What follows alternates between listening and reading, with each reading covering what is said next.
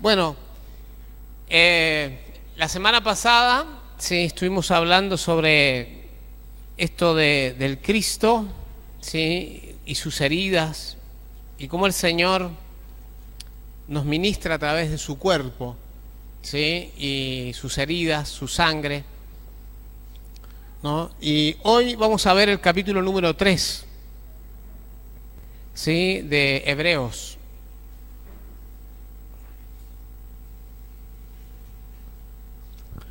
Este capítulo número 3, ¿sí? Y todos los niños acá que están también, todos ellos saben que pueden anotar, pueden escribir una palabra, ¿sí? Ellos pueden participar. El otro día en la escuela de ministerio, ¿no? Estuvimos conversando con Benjamín, ¿no? Ah, está Benjamín por acá, anda por ahí o no. Benjamín, ahí está Benjamín, ¿no? Benjamín estuvo en la escuela de ministerio también. Benjamín el jueves y el viernes estuvo, ¿no? Y también estuvo Valentina, ¿no? Y Olivia, ¿no? Benjamín y Samuel, perdón, ¿no? Samuel también estaba. Y así que bueno, estuvimos ahí estudiando también, porque los niños, ustedes saben que estudian también y les gusta aprender, ¿sí? Nada más que nosotros los grandes le inventamos que a ellos no les gusta, ¿no? Y que ellos necesitan como otra cosa, que sea como entretenerse en alguna otra cosa. Pero eso es una cosa de nosotros los grandes, ellos también participan, ¿sí? Incluso más la Biblia habla de esto, ¿no? De los niños, ¿no? Y de los que maman, de los niños y de los que maman, que los que maman son más chicos todavía. Dice, fundaste la alabanza, ¿no? Y uno dice, ¿cómo fundó la alabanza de los que maman? O sea, los que maman, ¿no? ¿Qué van a cantar los que maman? Sí, y ahí fundó la alabanza, ¿sí? De lo que no es expresión visible, entendible para el idioma. Sin embargo, los niños, para el Señor, fundan la alabanza. Bueno, así que desde ahí nosotros miramos, ¿sí? Nosotros miramos la realidad desde la fe y miramos a los niños y a los que parece que no son, ¿sí? Como dice la palabra, como si fuesen. Así que esta mañana vamos a comenzar con esta lectura de la palabra, y lo que quería hablarles hoy son varias cosas, pero hay una que es como un hilo conductor, ¿sí? El problema con Dios a veces no tiene que ver de forma directa con Dios, pero al final de cuentas termina destruyendo la relación con Dios, ¿sí? Hay personas que no ven a Dios y vemos solo personas. O sea, si nosotros nos vemos solo nosotros y no vemos a Dios de por medio, vamos a terminar en la incredulidad. En la incredulidad. Y este es uno de los problemas claves o claros que la Escritura hace. Por ejemplo, cuando a Jesús, tanto los fariseos como los escribas, como también el pueblo, como también la familia de él, lo veía solo como una persona más, bueno, que tenía algunos poderes extraordinarios, pero Dios no estaba de por medio. Bueno, eso es lo que a uno lo limita y lo hace decir todo lo que uno dice, porque uno no ve a Dios. Uno piensa que lo de Dios es otra cosa, ¿no? Y de pronto el Señor decía que Él había descendido, que Él había venido, ¿no? Que el Hijo del Hombre había venido y hablaba de esta manera, y nadie podía ver esto porque lo que no podían ver era cómo Dios estaba en todo esto. Y a veces, ¿no? En la vida cristiana nos pasa exactamente lo mismo. Pensamos que defendemos a Dios. Pensamos que de alguna manera nosotros estamos cubriendo a Dios y estamos mirando a las personas como personas.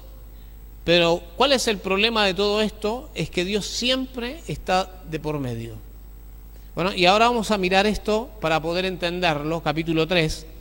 Dice, por tanto, hermanos santos, participantes del llamamiento celestial, considerad al apóstol y sumo sacerdote de nuestra profesión, Cristo Jesús, el cual es fiel al que le constituyó, como también lo fue Moisés en toda la casa de Dios.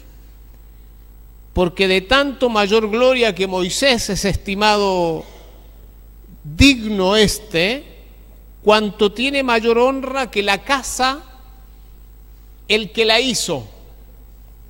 Porque toda casa es hecha por alguno, pero el que hizo todas las cosas es Dios.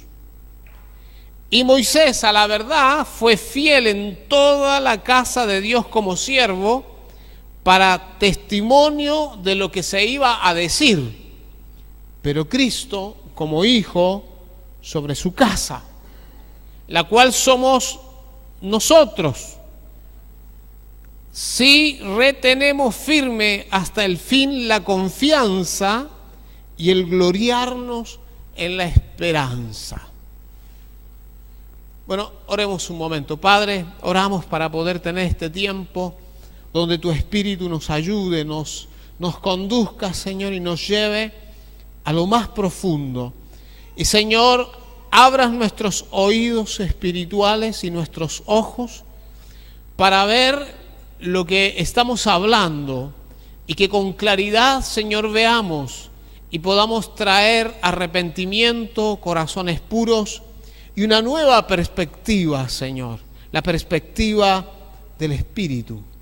Ayúdanos, Señor, fortalécenos, enséñanos, tráenos revelación hasta lo más profundo, para que sea quitado de nosotros todo este dolor, la amargura de espíritu, sea quitado de las personas el sufrimiento, el cansancio y el agotamiento. Señor, el estrés sea quitado de las personas y hoy las personas encuentren lo que esta palabra dice: reposo, en el nombre de Cristo Jesús.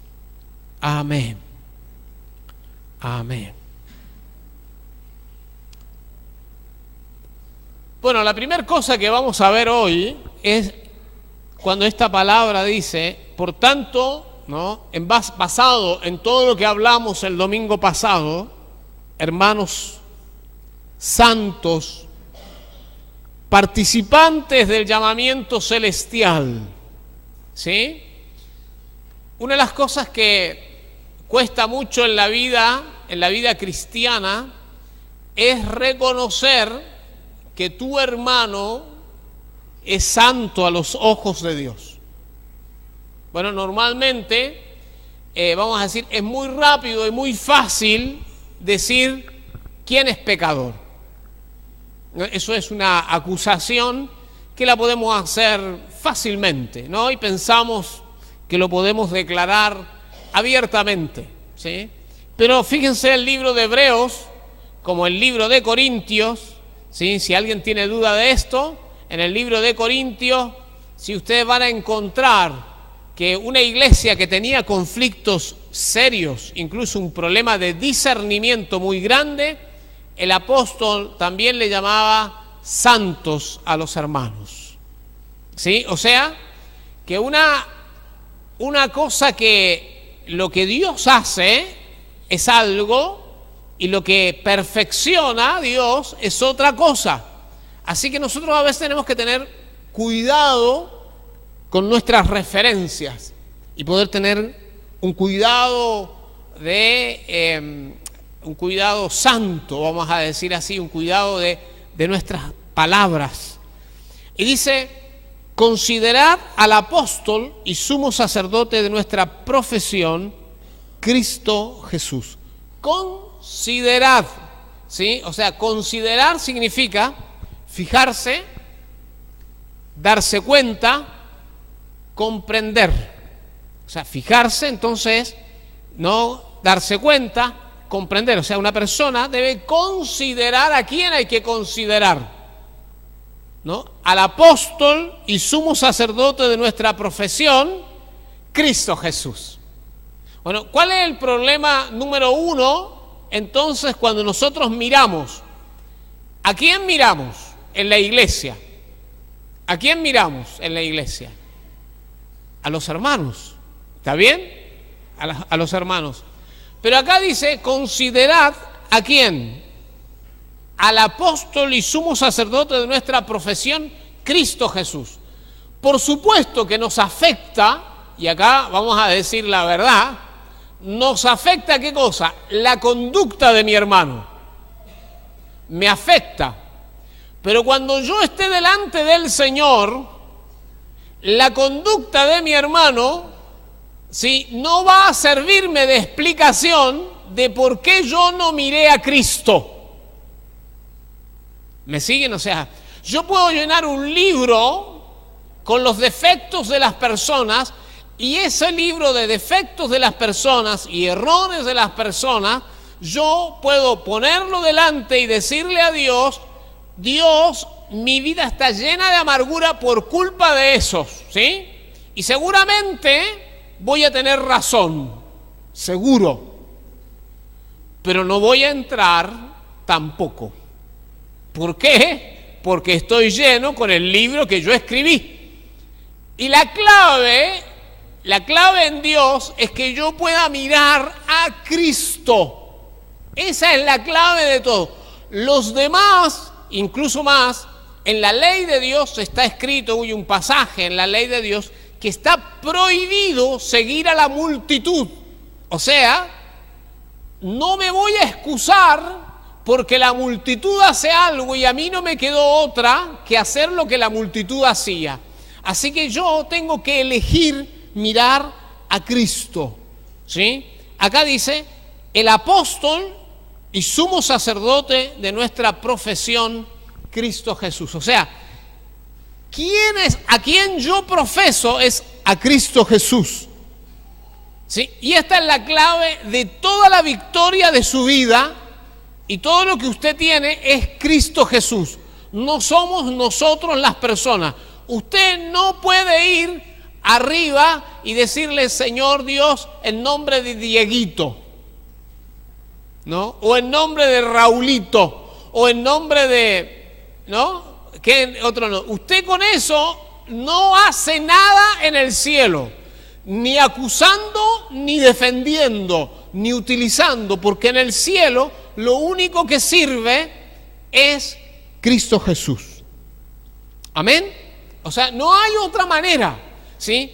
¿Y cómo es este Cristo? ¿Sí? Dice la Biblia, dice, el cual es fiel al que le constituyó, como también lo fue Moisés en toda la casa de Dios. Bueno, ¿cómo fue fiel Moisés en la casa de Dios? De tal manera que construyó una réplica de lo que era el tabernáculo en el cielo. Cuando se le mostró a él, se le dieron las medidas, él hizo todo lo que tenía que hacerse para construir ese tabernáculo, que era una réplica de lo que estaba en el cielo. Se le dieron las medidas y él fue fiel en toda esa casa. O sea, hizo, como decimos, lo que tenía que hacer.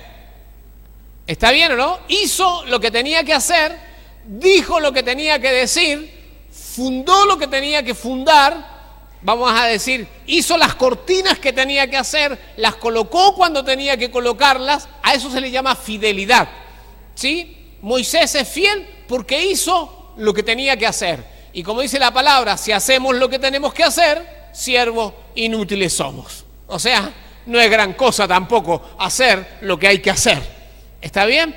Entonces la palabra nos va a mostrar esta fidelidad también la tiene Cristo. Él hace todo lo que tiene que hacer. Ahora, ¿qué construye Cristo? Bueno, y acá es donde empieza a ocurrir como un descubrimiento en esta mañana. Dice, porque de tanto mayor gloria que Moisés es estimado digno cuanto tiene mayor honra que la casa el que la hizo. O sea, ¿qué nos está diciendo? Que el tabernáculo que copió Moisés, ¿quién le hizo el diseño? Cristo. Eso es lo que dice. ¿No? O sea, el dueño de la casa es Cristo. ¿Quién copió el diseño? Moisés. ¿Quién hizo ese diseño? Moisés. Porque toda casa es hecha por alguno, pero el que hizo todas las cosas es Dios. Bueno, entonces, y Moisés, a la verdad, fue fiel en toda la casa de Dios como siervo para testimonio de lo que se iba a decir. Fíjense ustedes, para testimonio de lo que se iba a decir ¿de quién? De Moisés. Entonces, para testimonio, o sea, significa para que todo el mundo diga, Moisés fue fiel, Moisés fue fiel. ¿Para qué? Para que aparezca Cristo, que es superior a Moisés. Entonces nosotros, usted dirá, pastor, ¿y cómo tiene que ver esto con nosotros? Bueno, la pregunta es, ¿qué casa construye Cristo en el fondo? ¿Qué casa construye Cristo? Pero Cristo, como hijo sobre su casa, la cual somos nosotros. ¡Oh! Entonces no era lo mismo que construía Moisés. Moisés, ¿qué construyó? Una réplica de lo que vio en el cielo. Y lo que vio en el cielo Moisés, ¿qué era? Un tabernáculo. ¿Se acuerdan ustedes o no? Ahora, ese tabernáculo, y este es el descubrimiento del apóstol Pablo también en Efesios, ¿qué tabernáculo está construyendo Cristo? Un tabernáculo, y el apóstol Pedro también dice lo mismo cuando dice, ¿qué cosa? De piedras vivas. O sea, que Cristo está construyendo con nosotros. Bueno, y recuerden esto, el ataque fundamental al cristianismo no es a Cristo. ¿Sabe el ataque fundamental a lo que es? A la construcción. ¿Se acuerdan ustedes? Y esto está tipificado en el Antiguo Testamento cuando destruyeron las murallas de Jerusalén y también destruyeron el templo de Jerusalén. ¿Cuál era la idea? La destrucción de las murallas y la destrucción del templo. ¿Por qué? Porque si se destruye el templo, se quiere destruir ¿a quién? A Dios. Por lo tanto, la iglesia de Jesucristo va a sufrir continuamente ataques de destrucción para que las piedras vivas se transformen ¿en qué? En piedras muertas. Personas van a hacer un ataque a la iglesia de alguna manera para la destrucción. ¿Y qué es lo que se quiere destruir? Básicamente, dos cosas.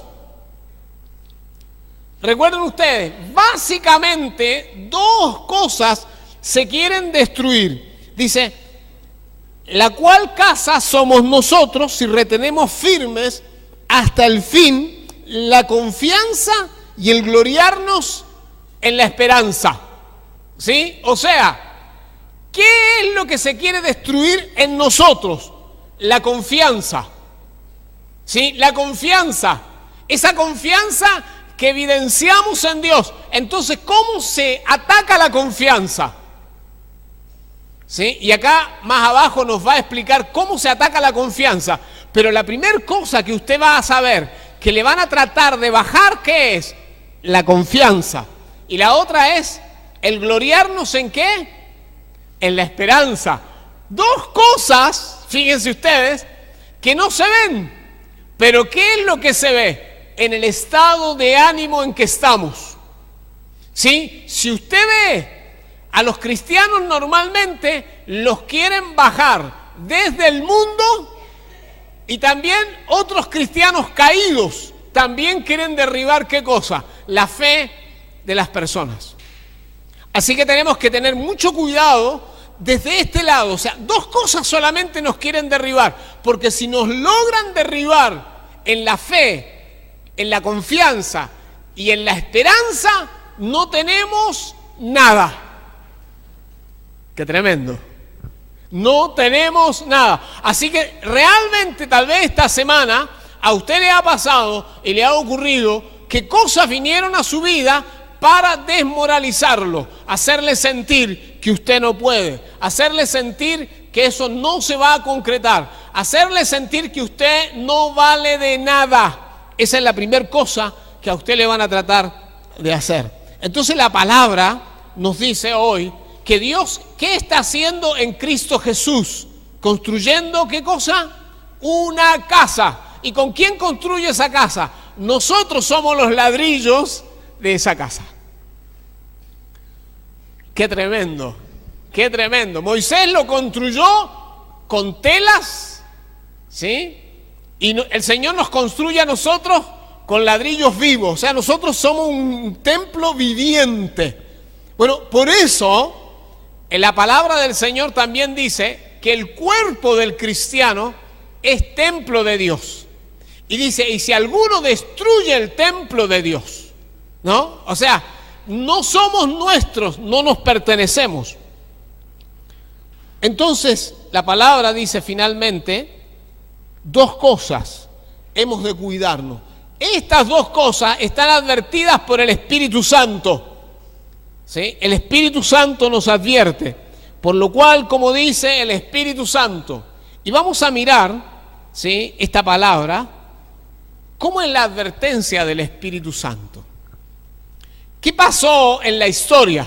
Sí, porque la historia con Dios es para algo con nosotros, es para que nosotros descubramos lo que nos está pasando a nosotros, no lo que le pasa a los demás, ¿sí? A los demás hay que ayudarlos, esa es nuestra mirada, ¿sí? Amén, los ayudamos, pero a nosotros nos corregimos, con nosotros nos enmendamos, a nosotros nos decimos a nosotros mismos, hay que corregir las cosas, ¿sí? Y a los demás los ayudamos. Si oyereis hoy su voz, no endurezcáis vuestros corazones. Fíjese, y lo que va a decir acá, dos palabras. Como en la provocación, en el día de la tentación en el desierto, donde me tentaron vuestros padres, me probaron y vieron mis obras durante 40 años, a causa de lo cual me disgusté contra esa generación y dije, siempre andan vagando en su corazón. ¿Qué es lo que no tienen? Nunca tienen claridad, nunca saben lo que quieren. Una de las cosas que yo más he descubierto es que a la gente en lo general le molesta mucho cuando alguien sabe lo que quiere, para dónde va, esto sí y esto no. La gente se molesta porque la gente, ¿qué es lo que quiere? Vamos todos para algún lado, nadie sabe nada. ¿Y por qué este tiene que saber? Nadie sabe. Esa es la primera cosa que la gente quiere que usted tenga claro, que nadie sabe. Siempre andan vagando en su corazón y no han conocido mis caminos. Por lo tanto, juré en mi ira, fíjense, no entrarán en mi reposo. ¿Cuál es el juramento? ¿Cuál es el juramento? No entrarán en mi reposo. No entrarán en mi descanso. No van a estar conmigo. No van a vivir la vida de una forma que estén sin amargura, sin dolor, sin sufrimiento. Lo van a vivir continuamente. No entrarán en mi reposo. Vamos a mirar un momento lo que nos dice el Salmo, porque la referencia es al Salmo. Vamos a mirarlo, el Salmo 95, del 7 al 11. Recuerden que hay dos cosas que se nos quieren tirar abajo: la confianza y la esperanza. continuamente se nos quieren tirar abajo la confianza y la esperanza. En el versículo 7 dice, porque Él es nuestro Dios, nosotros el pueblo de su prado y ovejas de su mano. Si oyereis hoy su voz, no endurezcáis vuestro corazón, como en Meriba, como en el día de Masá, en el desierto, donde me tentaron vuestros padres, me probaron y vieron mis obras. 40 años estuve disgustado con la nación, y dije, pueblo es que divaga de corazón, y no han conocido mis caminos. Por tanto juré en mi furor que no entrarían en mi reposo. No van a entrar en mi reposo. Qué tremendo. Ahora, por favor, vamos a tratar de entender qué les pasó a ellos. ¿Por qué Dios hizo esto con el pueblo de Israel? ¿Y por qué se nos trae a nosotros? Vamos a mirar en Éxodo 17. Hoy voy a leer un poquito más para que entendamos cómo en la historia estamos leyendo, así que hemos leído. Pero vamos a ver 17, versículo 1 al 7.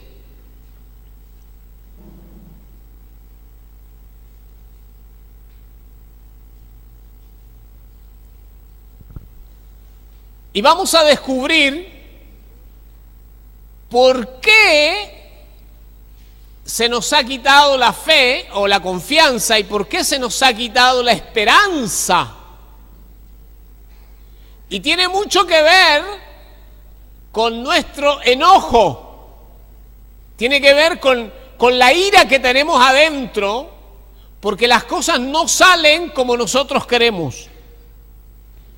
Toda la congregación de los hijos de Israel partió del desierto de Sin por sus jornadas, conforme al mandamiento de Jehová, y acamparon en Refidim, y no había agua para el pueblo, para que el pueblo bebiese.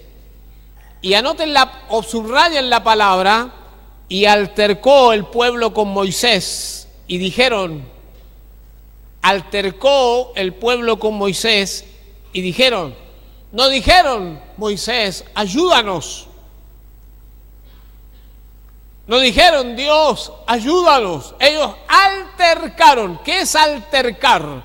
Es ir a pedirle a alguien cuenta y con exigencias, ¿sí? Pedirle que hagan lo que usted quiere. Y altercó el pueblo con Moisés y dijeron, danos agua para que bebamos. Y Moisés les dijo, ¿por qué altercáis conmigo? ¿Por qué tentáis a Jehová? Bueno, lo que yo decía al principio, ¿qué es lo que no veía el pueblo? Al Señor. ¿A quién veía el pueblo? A Moisés, a Aarón, pero ellos no veían a Dios. ¿Y qué le trajo Moisés? Moisés, ¿qué veía? A Dios. Entonces les dice, ¿por qué vienen a mí a pedirme conmigo? ¿Por qué tientan al Señor? O sea, esto, el Señor está oyendo. Más todavía, yo la otra vez decía a alguien, la gente piensa que Dios nos coloca un ángel, ¿sí? Cuando el Señor habla sobre los niños y dice que el ángel de ese niño siempre ve, ¿qué cosa ve? El rostro de mi Padre que está en los cielos. Entonces la gente piensa que ese es un ángel, el común de la gente piensa que el ángel de la guarda. No, es el ángel que anota. Es el ángel que lleva todo para arriba y se anota todo y todo lo que pasa. Ellos quedaron registrados en la historia como altercadores con Dios. O sea, gente que estaba enojada con Dios. Y ellos se habían enojado con Moisés. Ellos pensaban que se habían enojado con Moisés, pero se habían enojado con Dios. Ahora, todo el sistema de autoridad de Dios, o todo el sistema de autoridad, revela y refleja finalmente un problema con Dios. Así que el pueblo tuvo allí sed y murmuró contra Moisés y dijo, ¿por qué nos hiciste subir de Egipto para matarnos de sed a nosotros y a nuestros hijos y a nuestros ganados? Entonces clamó Moisés a Jehová diciendo, ¿vieron? ¿Quién clamó a Jehová? Moisés. Era el único que veía a Dios. Todos los demás que veían, personas, veían situaciones naturales. Le reclamaban por qué los había sacado. Entonces clamó Moisés a Jehová diciendo, ¿qué haré con este pueblo? De aquí a un poco me apedrearán.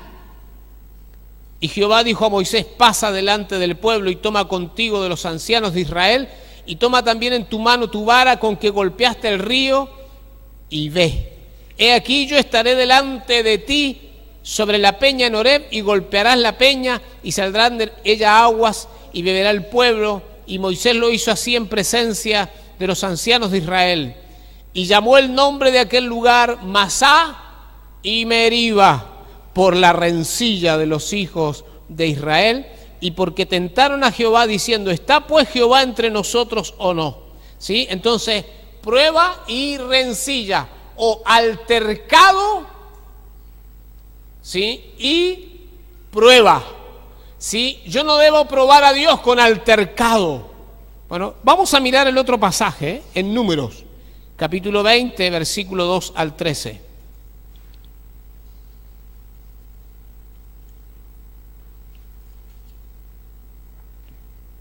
Es una lectura interesante que nos va a revelar cuál es el problema de fondo acá.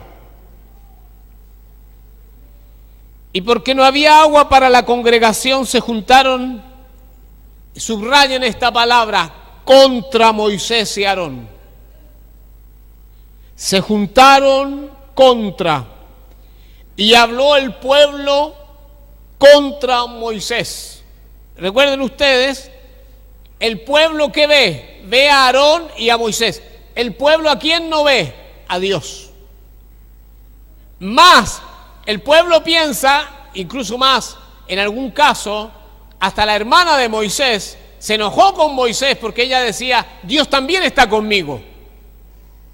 O sea, cuando uno hace esto, cuando, vamos a decir, de alguna manera uno está en contra de las personas. Y recuerden por eso que es tan importante lo que la Biblia dice, por ejemplo, sobre la actitud del corazón con respecto a los líderes de una nación, a los presidentes de las naciones, a la gente que gobierna. La iglesia debe tener una actitud de corazón, no contra. ¿Me entiende, no?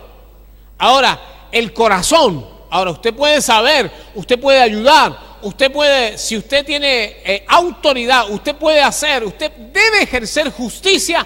Eso es algo que usted tiene que hacer. Todos nosotros tenemos que empezar haciendo justicia en nuestra casa. Porque hay gente que quiere hacer justicia y en su casa es divorciado, tiene hijos con cualquiera, pero quiere hacer justicia en la nación. Vamos, o sea, primero hagamos lo que tenemos que hacer, seamos lo que tenemos que ser y entonces hagamos lo que tenemos que hacer. Y no importa, usted dirá, pastor, el corazón tiene que estar. Porque la iglesia tiene que tener, ¿qué cosa? Una alineación con Dios. O sea, ¿quién coloca reyes y saca reyes? Dios. Entonces nosotros tenemos que ser coherentes con ese llamado de Dios. ¿Entienden? O sea, no podemos estar en contra. Cuando digo, estoy ignorando lo que pasa, estoy ignorando todas las dificultades, no. Pero el corazón, tu corazón y mi corazón, como hijos de Dios, tiene que ser un corazón que no esté en contra. ¿Para qué? Para que Dios pueda salvar a todos los que tiene que salvar. Porque si no, no va a poder obrar la salvación de Dios. Así que estaban en contra. ¿Por qué estaban en contra de Moisés? Porque no veían quién estaba atrás. ¿Quién estaba atrás? Dios. Ahora nosotros también tenemos que empezar a darnos cuenta que detrás de todo lo que hacemos está el Señor. Y habló el pueblo contra Moisés diciendo, ojalá hubiéramos muerto cuando perecieron nuestros hermanos delante de Jehová. ¿Por qué hiciste venir a la congregación de Jehová? ¿Vieron ustedes? Te atribuyes un rol que no es tu rol, Moisés. Te lo atribuye. La iglesia no es tuya. Sí, el pueblo no es tuyo, no tiene nada que ver el pueblo. Pero dice la palabra, dice, ¿por qué hiciste venir a la congregación de Jehová a este desierto para que muramos aquí nosotros y nuestras bestias? ¿Por qué nos has hecho subir de Egipto para traernos a este mal lugar? No es lugar de sementera, de higuera, de viña, ni de granadas, ni aún de agua para beber.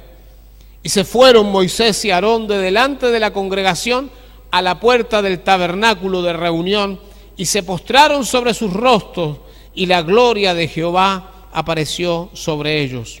Y habló Jehová a Moisés diciendo, toma la vara y reúne la congregación tú y Aarón tu hermano y hablad a la peña a vista de ellos y ella dará su agua y les sacarás aguas de la peña y darás de beber a la congregación y a sus bestias.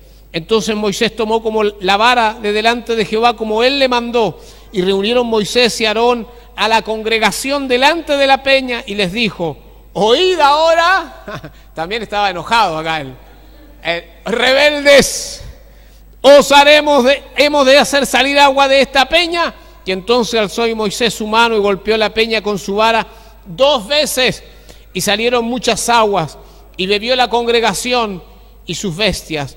Y Jehová dijo a Moisés y a Aarón, por cuanto no creísteis en mí. Y ahora el fondo de todo, del altercado y de la rencilla, por eso vuelvo a decir lo mismo. ¿Cuál es el fondo? No creer. Por cuanto no creísteis en mí para santificarme delante de los hijos de Israel, por tanto no meteréis esta congregación en la tierra que les he dado. Estas son las aguas de la rencilla por las cuales contendieron los hijos de Israel con Jehová y él se santificó en ellos. Fíjense, ¿con quién pelearon en realidad los hijos de Israel? Contra Moisés y Aarón. ¿Cómo termina el relato? Estas son las aguas de la rencilla por las cuales contendieron los hijos de Israel con Jehová. Y él se santificó en ellos. ¿Cómo se santificó en ellos? Se apartó de ellos y los lanzó 40 años al desierto. Toda la generación murió sin ver y sin probar, incluidos Aarón y Moisés. ¡Qué tremendo! Usted dirá, pero Moisés era el que... No importa. El que no cree, no entra. Así que la clave de todo, ¿dónde está? Dígame usted, ¿dónde está la clave de todo? En creer. Y cuando yo recupero la confianza, que es lo que estamos diciendo acá en Hebreos, cuando recupero la confianza y recupero la esperanza, ¿sí? Yo entro en el reposo, porque esa es la clave de todo, hermanos amados, esta mañana, acá. La fe y la esperanza en Cristo Jesús nos mete en un tiempo de reposo. ¿Qué es el reposo?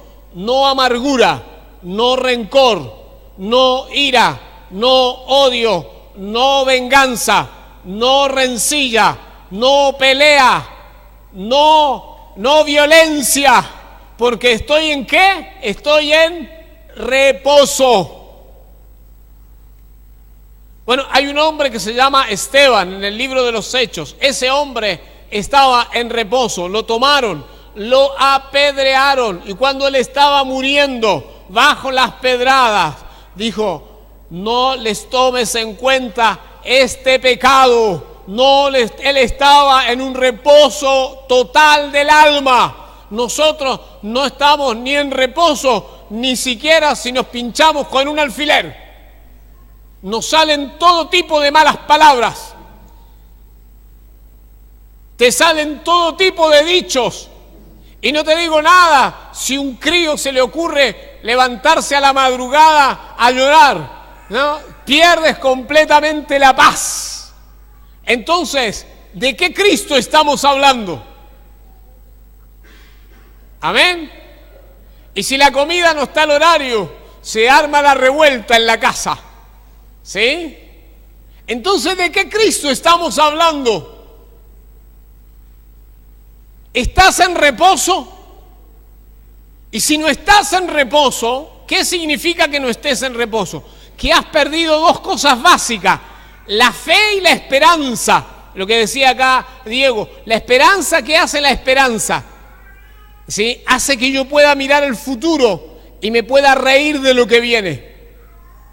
¿Sí? La fe, ¿qué hace? La fe mantiene constante esa esperanza. ¿No? Esto es como afinar una guitarra. ¿No? Los que saben algo de afinación. ¿Sí? Afina la cuerda y usted a medida que la va afinando, la va moviendo. Y queda tensa. ¿No? La esperanza y la fe tensiona su vida ¿hacia qué? Hacia la paz, hacia el reposo. Ya voy a ir terminando. Entonces, ¿qué es lo que hay que mirar? Acá dice la palabra, mirad. Bueno, son las dos palabras que aparecen como mandatos. El considerad y el mirad. ¿Sí? Entonces, ¿qué es lo que hay que mirar ahora? Una vez que entendimos esto, ¿cómo se pierde la salvación?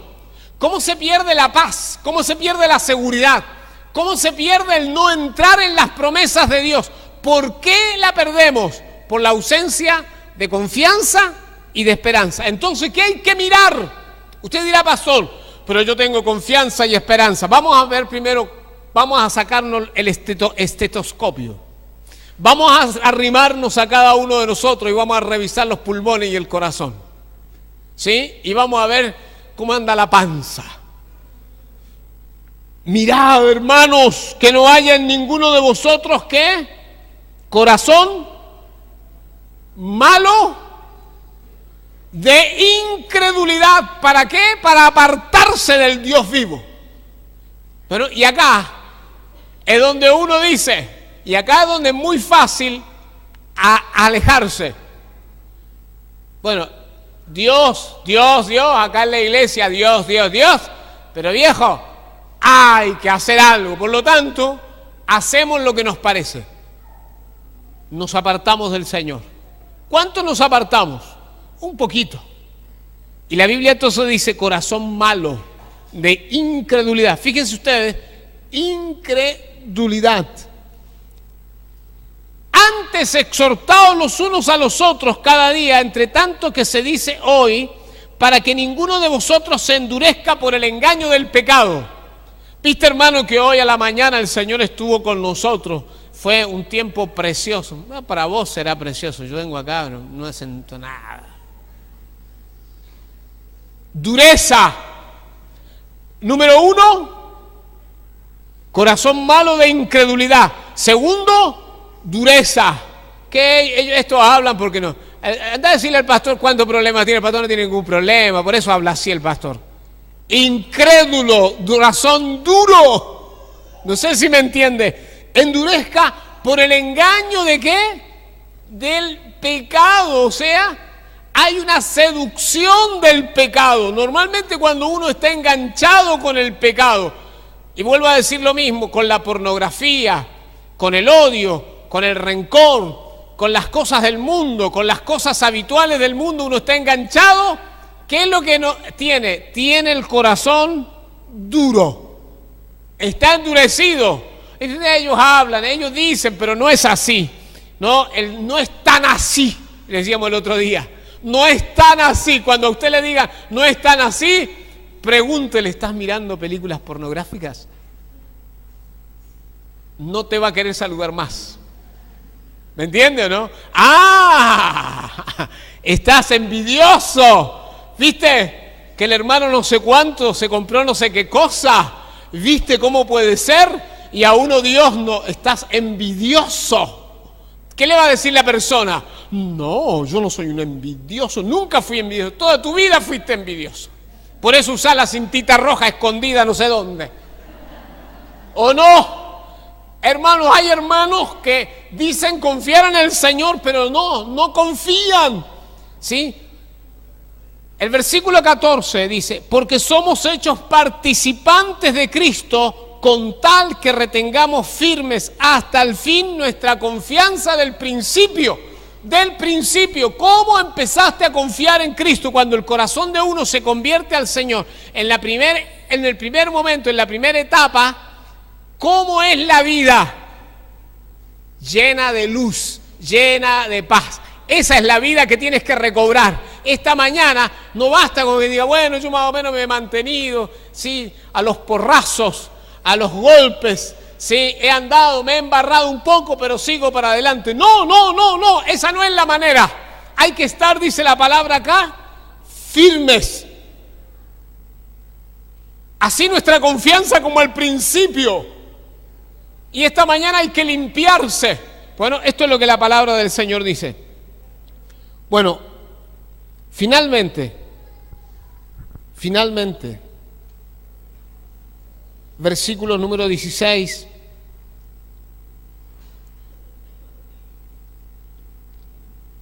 ¿Quiénes fueron los que provocaron al Señor? Porque decimos, ay no, porque nosotros nunca vamos a provocar al Señor. ¿Quiénes fueron los que habiendo oído le provocaron al Señor? Los que salieron de Egipto por mano de Moisés y vieron las señales y los prodigios y que era imposible y que el Señor lo había hecho. Ellos fueron. ¿Y a quiénes? ¿Con quiénes él estuvo disgustado 40 años?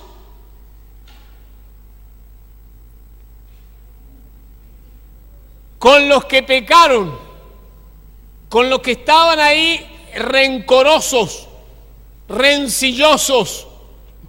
Con ellos 40 años pecaron contra el Señor, 40 años en el desierto. Pero más terrible todavía, versículo 18, ¿a quienes juró que no entrarían en su reposo? A los que desobedecieron. Hermanos, lo que Hebreos nos quiere decir esta mañana, no se olviden que hay Dios. No se olviden de que Dios oye. No renieguen. Dios oye. No es simplemente la asamblea cuando nos reunimos, sino también Dios oye nuestras conversaciones. Dios oye las renegadas. Dios oye cuando usted dice, ¿por qué a mí? Dios ve tu corazón que estás enojado, indignado.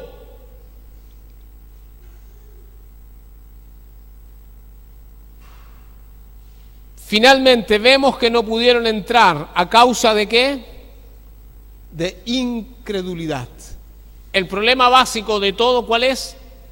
La incredulidad. La pregunta es, ¿hay Dios? ¿Ves a Dios detrás de toda tu vida?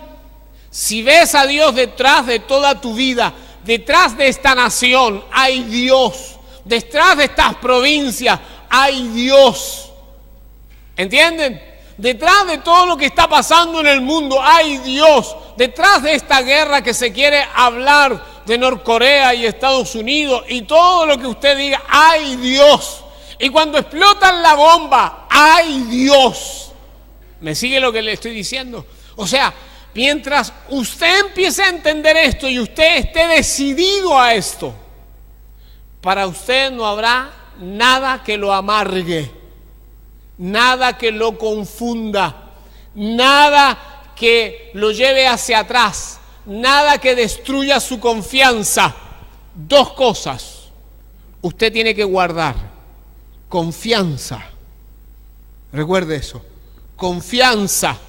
Palabra número 1, confianza. Palabra número 2, esperanza. Amén. Y cuando veamos aquel gran día, bueno, que yo digo siempre, cuando los cielos se enrollen, cuando la luna caiga y cuando el sol se deshaga, porque eso es lo que va a pasar, es lo que la Biblia dice, y cuando todo termine, miremos con esperanza a aquel que está sentado en su trono, porque entonces Él va a aparecer. Así que esta mañana, mis hermanos, hay personas que no ven a Dios, ven solo personas, por la incredulidad. No ven que Dios sea capaz de corregir su iglesia, porque la iglesia es su iglesia. No ven que sea capaz de dirigir a las personas y al mundo entero. ¿Por qué? Porque ¿qué es lo que no ven? No ven a Dios. Se ven ellos mismos, se ven incapaces, se ven impotentes. Y entonces cuando uno es incapaz e impotente, termina uno tomando las cosas en sus manos, cuando aquel que está sentado en el trono tiene sus tiempos y tiene sus horas.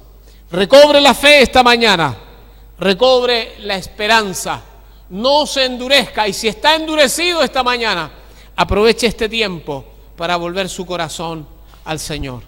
Póngase de pie, por favor. No olviden los niños que también necesitan volverse al Señor. No olviden los niños. Ahí está Tiago, no, ahí está Benjamín, ahí está Valentina, acá está Moisésito, Felipe. No olviden que para ustedes también es tiempo, y todos los demás niños y adolescentes, también es tiempo para ustedes, para Renata, para Mía, para Alma, para cada uno de ustedes. Es tiempo de volverse al Señor. Abandonen la amargura y crean en Dios y vuelvan sus corazones al Señor, porque Él es el dueño de todo. No te amargues en contra de tu hermano, porque no lo vas a cambiar, pero Dios es Dios, Él sabe cómo hacerlo. Padre, esta mañana les he hablado tu palabra poderosa, tu palabra firme, tu palabra fuerte, tu palabra, Señor, que no cambia. Señor, esta mañana hemos visto cómo tu pueblo Israel pereció por la incredulidad. Señor, pero nosotros esta mañana queremos seguir el ejemplo de aquel que ha sido fiel en toda su casa, a Cristo Jesús. Queremos considerarlo a Él, mirarlo a Él, cómo fue fiel hasta la muerte. Fue fiel y fue levantado, le fue dado un nombre que es sobre todo nombre, Cristo Jesús, el Señor del cielo y el Señor de la tierra. Esta mañana, Padre, queremos buscarte, queremos mirarte. Señor, muchas veces, Señor, aquí en este lugar hay personas que tienen problemas con el trabajo, hay personas que tienen límites económicos y financieros terribles. Hay personas aquí, Señor, que miran su casa, tal vez miren su familia, su hogar, su matrimonio y lo vean destruido. Y, Señor, no pueden verte. Pero esta mañana, Señor, vamos a mirarte.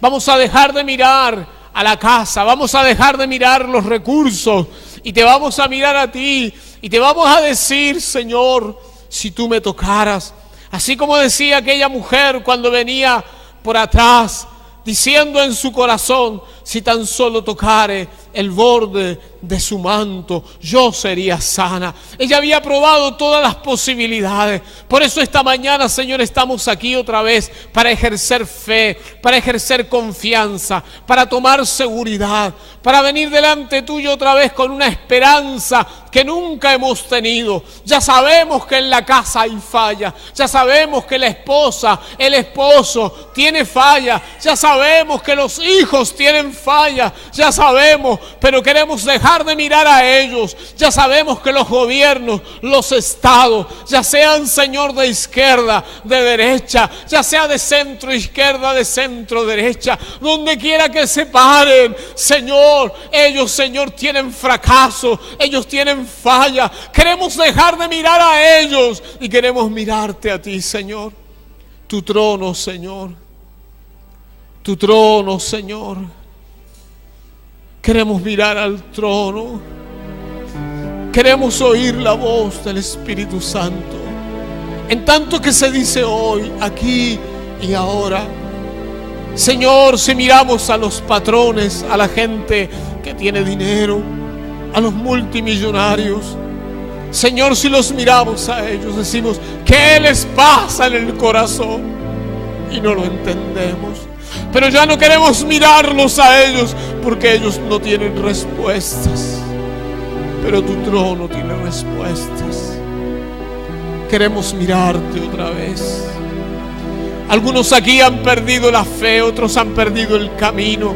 Algunos, Señor, de ellos quisieron encontrar caminos, pero su corazón ha estado lleno de dolor, de amargura, de cansancio, de agotamiento. Y han dicho, Dios mío, ¿qué puedo hacer? ¿Yo qué puedo hacer?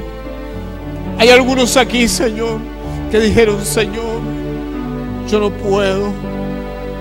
Dios mío, este es mi último día, yo no puedo. Pero dice tu palabra, si oyeres hoy mi voz, no endurezcas tu corazón. ¿Cuántos niños aquí enojados con sus padres? ¿Cuántos niños aquí enojados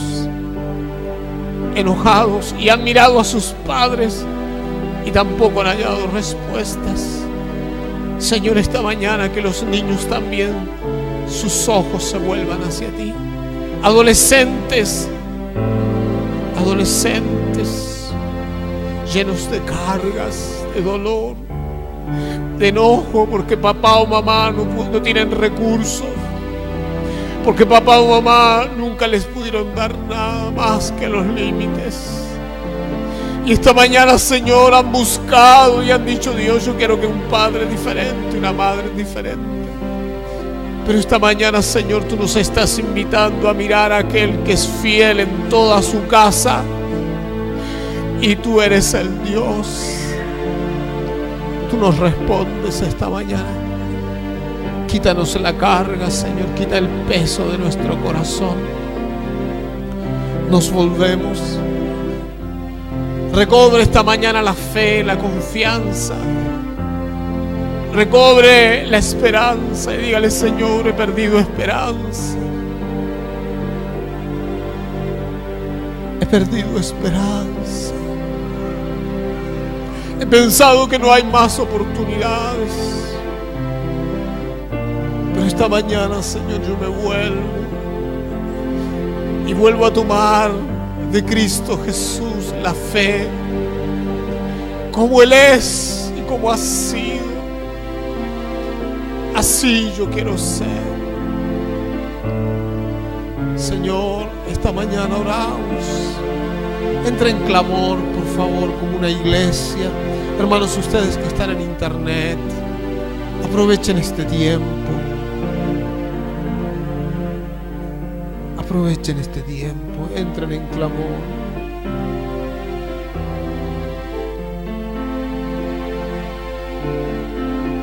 Entren en clamor. Usted que perdió esperanza. Usted dice, yo era una persona optimista, pero desde que me pasó tal cosa, desde aquel día,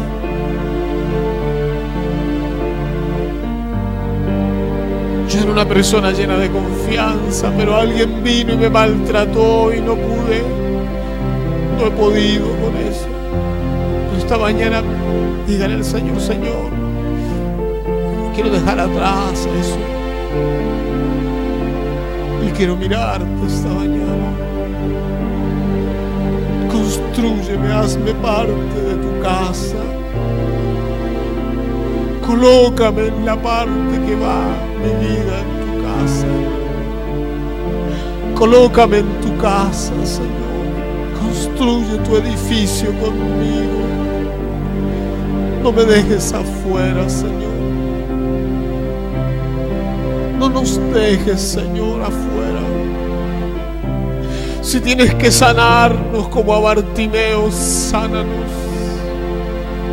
Si tienes que sanarnos como aquel hombre que bajaba en una camilla sin poder moverse, con una esclerosis múltiple. Y nosotros estamos así. Sánanos. Amado Espíritu Santo, sánanos.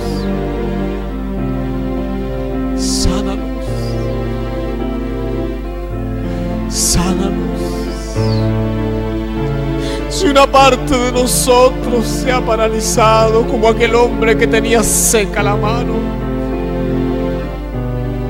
y tú quieres sanarnos esta mañana, sánanos. Extiende tu mano, extiende tu brazo. Has perdido la fe, hombre, mujer, has perdido la fe, niño, adolescente, has perdido la fe, has perdido la confianza en tu Dios. Tú dices que no, pero te has vuelto una persona tan llena de dolor y de amargura. Todos los demás son malos. Tu corazón está lleno de dolor. Esta misma mañana el Espíritu Santo quiere ayudarte y cambiarte. Señor, queremos volver a la fe, a la esperanza. Queremos volver a la fe, a la esperanza. Volver a estar contigo. Aleluya. Entra en clamor, entra en clamor. Entra en clamor. Ablanda tu corazón, ablándalo, ablándalo. Ablanda tu corazón, ablándalo. Hombre, mujer, entra en ese clamor profundo. El Señor quiere sanarte. Hay muchas heridas en tu vida. El Señor quiere sanarte. Incluso hay muestras físicas de tus heridas. El dolor de panza, la atadura física, la atadura de los pulmones, la atadura de los riñones, la cadena tremenda que te ata, que te oprime. En el nombre de Jesucristo, empieza a ser libre esta mañana. Confiesa, confiesa, apártate, confiesa, dile: Señor, yo no soy la persona que pienso que soy, que quiero ser, la que aparento, no soy eso. En realidad mi corazón está lleno de dudas, de temores, de aflicciones. Pero atrévete esta mañana a confesar, porque va a venir sobre esto el poder de Dios y la sanidad de Cristo, la sanidad del Señor. Él va a sanar tu vida. Él te va a sanar, Él te va a sanar. Él te va a sanar, Él te va a sanar. Él va a sanar tu vida. Gloria a Dios, gloria a Dios, gloria a Dios. Gloria a Dios, gloria a Dios.